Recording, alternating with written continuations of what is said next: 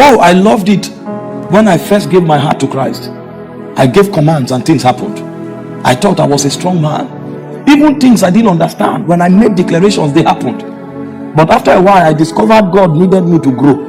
It's now that I have children that I'm beginning to understand the fatherhood of God. One of my sons is 2 years old. He will wake up at night, sometimes 2 a.m., sometimes 3 a.m., and he will just wake up and say, juice. That's juice. He wants to drink something. So when I'm sleepy, I arm myself with things. There is biscuit, there is juice, there is water. He doesn't care whether it's available. When he wakes up, he just alters what he wants.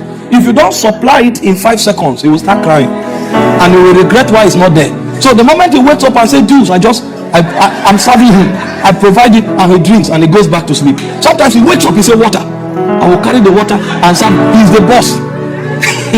Because I'm a father, he's a child. He doesn't know how juice, water is gotten. As far as he's concerned, when he mentions it, it must be provided. Sometimes he will walk up to you and stretch his hand and say lollipop. Wherever lollipop is, get it. It's a type of sweet. You will get it and he will. In fact, when you give him and you say come, he will run away. He wants to play. I'm a busy man. I don't have time. What do you need me for? He only comes to you when he needs something. And if you don't provide it, he will be offended that you couldn't provide it. When you give your heart to Christ, you will discover God is Father. And as Father, he's benevolent. He provides even when you are not reasonable. All you need to do is to demand. You just demand and he provides. Then a point comes as you start growing, you will discover God is not only Father. You will now discover that God is also Judge. Because when you get to Mount Zion, he's introduced as the judge of all. So as a judge, he gives verdict to things based on the merit that they deserve. At that point, you will now learn how to grow. If you don't grow, there are things you cannot have. So he said the heir, so long as he's a child, is not different from a servant, even though he's Lord of all. So the judge will place him under tutors and governors. So you have to learn, you have to merit certain things to have it. Because if I keep giving you everything you want, you remain an infant. That's why the day you put your child in school, going to school, he was crying, but you said go. Your tears cannot make me keep you at home. If I keep you at home, I'm not helping you. So go to school even though you don't like it. You need to learn to grow. So your child will go to school against his will. You are acting as a judge. You have weighed realities and you have chosen the one that he needs, not the one he wants.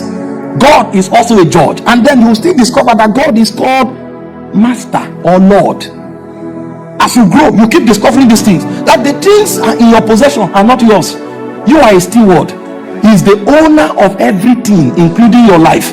You will discover that your life is not your own. That's why you were not asked when life was put in your vessel.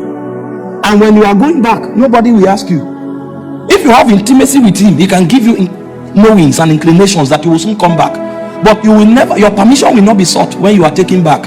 You will just be taken back because the life is not your own. You are a caregiver, you are a caretaker, you are a steward of that life. That's when you know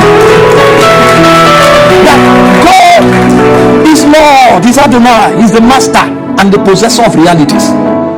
And then you will also discover that God is a king. As a king, he has an agenda. The earth, he didn't just create the earth for things to happen randomly. He created the earth because he has a government that he wants to extend to the earth realm.